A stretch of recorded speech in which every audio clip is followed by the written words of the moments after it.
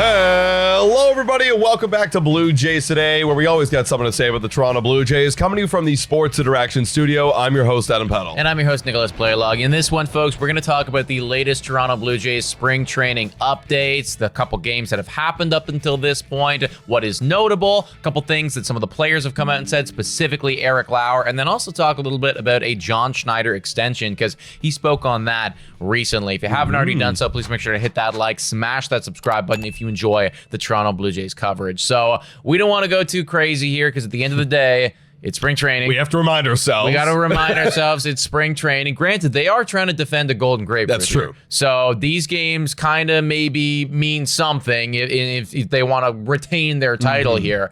Someone who is helping them potentially retain that title is Eloy Jimenez. Now, he didn't play in the majors last season, but so far, he's 2 for 3. So, yeah, huge sample size right there. But with a home run and a double, and that was, they saying today, but that was obviously for yesterday's game right there. And he crushed both of those baseballs over, they would both be classified as hard hit baseballs in terms of the hard hit percent, which was always, I guess, the selling point of his upside, his ceiling is Eloy Jimenez. If he could unlock what people think he could unlock, this guy could be a big-time slugger. Yeah, when you look back at the 2022 year, and this is the percentile rankings, and the reason why they're kind of striped out right now is because he actually didn't play enough of a sample size to qualify. But if you were to qualify, you could see that he would fall up there in the upper 90th percentile in a lot of those great categories, like expected slugging, average exit velo, barrel percentage, hard hit percentage. So obviously there is some sort of talent there. The problem with him is that he's always with the White Sox, bouncing around from teams, and then the injuries, of course, have kept him off the field. The Blue Jays, again, like, it's spring training, and this is a good opportunity for him to like show what he can do, especially like Brendan Wallace says right there.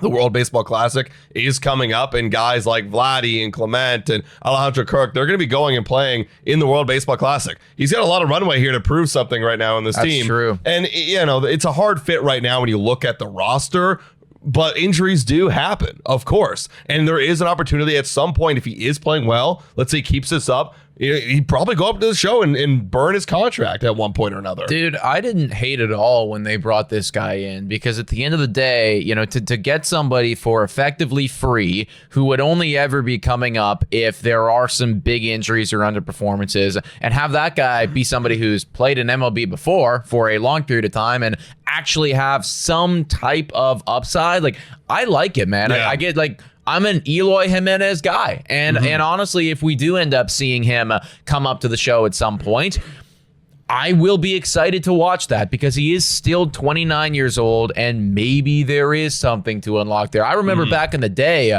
when the White Sox were I guess they were becoming the White Sox, and people thought at that time it was very promising because they had Louis Robert, and then they also had Eloy Jimenez. Yeah. And this is when they were both like 24 years old, 23 years old, and everyone's like, oh, damn, those two young guys, this is going to bring in a new wave of Chicago White Sox baseball. Obviously, injuries, poor management, underperformances, a lot of shit hit the fan right there. But clearly, there is still something here. Like, he made it to the show for a reason. He's been in the show for a long period of time. So if I see Eloy Jimenez, I will be amped about it. And honestly, I do hope that he gets an opportunity at some point with the big league club. Yeah, I agree, right? And obviously, I think there was a couple more hurdles to go through for him to get to the club, like, the roster construction and other people owning jobs up there. But he's going to have a chance. Like, we're going to see a lot of Eloy Jimenez in Blue Jay spring training camp. Yeah, definitely in spring training. Absolutely. Sure. So get ready to watch more Eloy Jimenez. He did pretty good. 2 for 3 with the double and homer.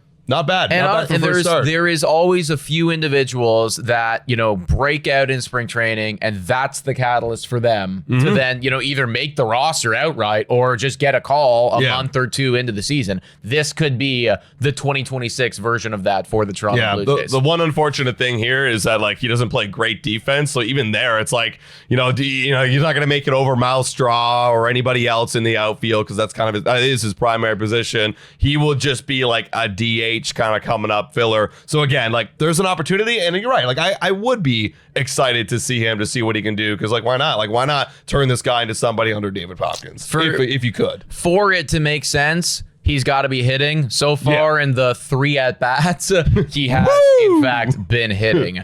Let's move on and talk about Yariel Rodriguez. In the game yesterday, he got shelled, folks. Again, spring training. We're going to qualify everything here. So we're not going to overreact like crazy here, even though in 0.2 innings, he did give up 6 earned runs on 5 hits to the Boston Red Sox. Likely a game that Toronto Blue Jays could have won right here to further defend their golden grapefruit. And that 1 inning right there really put them behind the 8 ball and they weren't able to recover. Yariel Rodriguez, what are your thoughts for him for 2026, man? Because I do not know where I'm at with Yariel anymore. Kind of honestly in the same boat as an Eloy Jimenez. Like, you're kind of our depth bullpen, long relief option. Like you're that's what you're playing on this team right now. There's a lot of other guys we have on this bullpen that I'd much rather see, and especially with the starting pitching being as deep as it is, you're not being looked at as a guy that could be a filler in the starter in the rotation anymore. Like for him, it's okay. Like if we need to call somebody up, it'll be Rodriguez, and you'll probably will see him, honestly, at some point or another. They still paid the money to bring him over here, and there's 2 more years left on his contract. I wouldn't be shocked at all to see Yariel Rodriguez back. Right now, I think this spring training start, I wouldn't want it to change my opinion. I think he's just working on some things right now. Yeah, and you brought up to me earlier that he was throwing his splitter a lot more in yesterday's outing than historically speaking he has. That could be something that maybe he's trying to integrate into his game more. Granted, the splitter that he threw yesterday wasn't very good. It got beat up. He ended up giving 2 hits off that splitter. Yeah. So you don't want to be seeing that, but this is still spring training, and you're getting guys going out there and just either finding the zone or fine-tuning some pitches, changing the way that they have historically gone about pitching, and that was probably what Yariel was doing yesterday. I do just want to say, though, I am really disappointed at how the Yariel Rodriguez contract is shaped up until this point. I remember when we ended up bringing him over here, I was so excited for that guy. Me too. Because the upside, the contract was cheap, it was long, and the upside as to what he had done over there in a few other leagues, it looked legit. It looked like he could become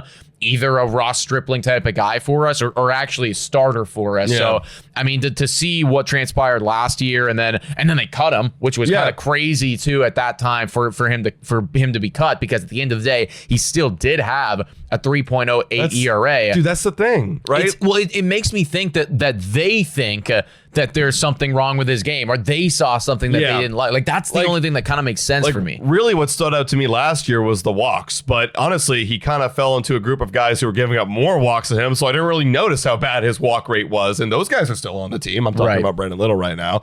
Yariel Rodriguez, I liked what he offered, and he has got a variety of pitches, but now in this current Blue Jays day and age, we kind of know we have defined roles in the rotation and the bullpen.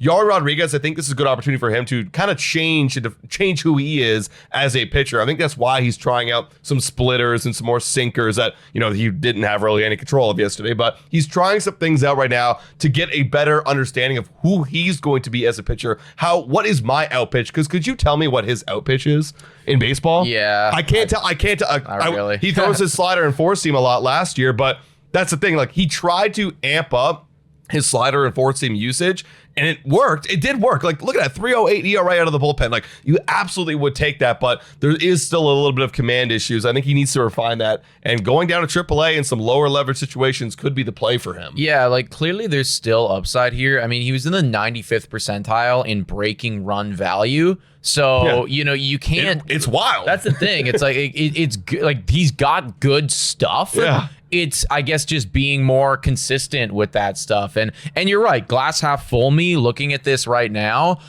He's going to be down in AAA to start the season, most likely, and hopefully you're going to be able to be out of the spotlight and refine some of these pitches further. He will have a role to play with this team, I think, in 2026 in some capacity, whether that be a spot start here or there or coming out of the bullpen. We'll have to wait and see, but first outing, not so good. Still just spring training, though. Let's talk about another individual who honestly kind of took over the Yariel Rodriguez role from Yariel Rodriguez last year, and that was Eric Lauer. We love Eric Lauer at Blue Jays today. And what is not to love? The dude ended up with a 2.2 WAR and an ERA of 3.18 over 104 innings. And this was as a starter, as a bullpen guy, as somebody who's coming into the game and then kind of acting like a starter as a long, like he did everything for us. He was a Swiss Army knife. That's why you brought up a little Ross Stripling comparison, because he does remind me a lot of Ross Stripling, and just in terms of the way the Blue Jays are utilizing him. And look, what happened to Eric Lauer was unfortunate. He didn't get his arbitration win. He was looking for $5.75 million. He ended up with 4.4, and he talked to Hazel May, and a big reason why he believes that he didn't earn the money, and I stick with him by this, is because he worked the back half of the year as a reliever, and that worked against him. But still, as a reliever, he was effing dominant. Like, I'll pull up the splits right here, but he was effing dominant. It was good the whole year, man. I genuinely, like, it sucks that he didn't get his money, honestly. And, like, justice for Eric Lauer in 2026. I want to see this guy as much as possible. He did say that he was pretty disappointed. Yeah, he's literally 1.76 ERA. as a reliever, man. Yeah, like, that's unbelievable. And as a starter, he was a 3.77. If you had a 3.77 starter, you're absolutely loving life. Again, like, I don't know why the Blue Jays continue to not pay this individual. They pay everybody else, but not Eric Lauer. I mean, I guess from the Jays' perspective, if they believe that they can save a couple bucks, which they did, they were right? Yeah, they were. They were right. They could save a few bucks, then they're going to do their best to do so now. Eric Lauer is not too happy about it. Yeah.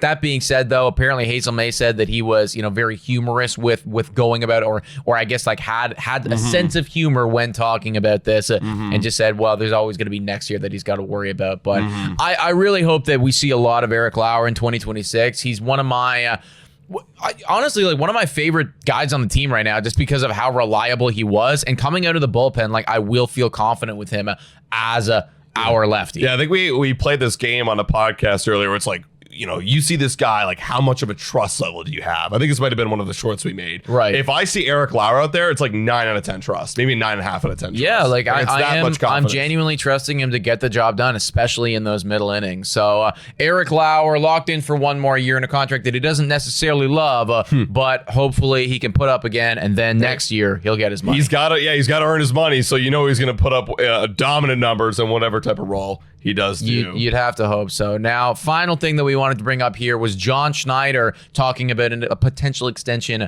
with him.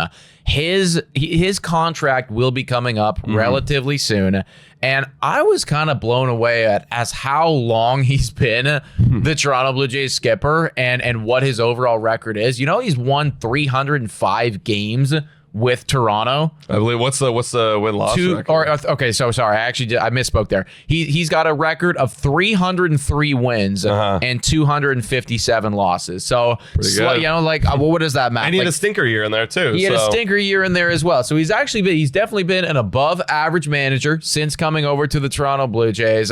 And now it's time to start talking about extensions, and he does want to stay here. Yeah, I mean, he loves the group of guys, and of course he basically developed Vladimir Guerrero Jr. helped him in his upbringing in Double-A. Like that's the thing, right? He's tied to this team, and he obviously gotten to know a lot of these guys, gone through the World Series, been through the ringer, been in the trenches with a lot of these dudes. And last year, this time, I mean, we were having a completely different conversation about John Schneider because of what happened in 2024 with 74 wins. If he were to put up another stinker year and the Blue Jays didn't go and have their magical run and miss playoffs like we kind of were expecting, he probably would be fired right around now. Totally, I'm pretty confident in that. But because of the World Series and what we've seen over a larger sample size now, I mean, how could you not give him an extension? Like, that's all it takes. All I need to see is results. You might say, like, oh, you're switching up and on him and blah, blah. Well, of course, because he's winning now. Yeah, exactly. And he's bringing us back to the World Series. And I like John Schneider. I like who he is. I think his game calling has gotten a lot better, too. I didn't really complain about the bullpen decisions a hell of a lot, other than that one Brennan Little decision in the postseason. But that was it. Like, we had managers before, we were complaining every time he threw somebody out there. And even with John Schneider in his early days, we were still complaining about a lot of those decisions. So I like John Schneider, and I think a lot of Blue Jay fans should be excited about the idea of him being here for a long time. I think you have to, right? Yeah. Like, you just had the most successful season that you've had since 1993. So the guy that helped you get there and that managed this club to that place, Yeah, you want him. you have to keep him, actually, right? You got to keep this core together. And at this current juncture of time, John Schneider is part of the core. Now, he said that they are talking, and that's something that Ross Atkins said at the end of the season. And he said, I know that Ross said that at the end of the season, and there's nowhere else I'd rather be. And I know that I'm a small cog in the whole operation. They know how I feel. We've had some discussions about it. And if there's a way to do it for both sides that makes sense, that'd be great. I think you gotta, though. Like, you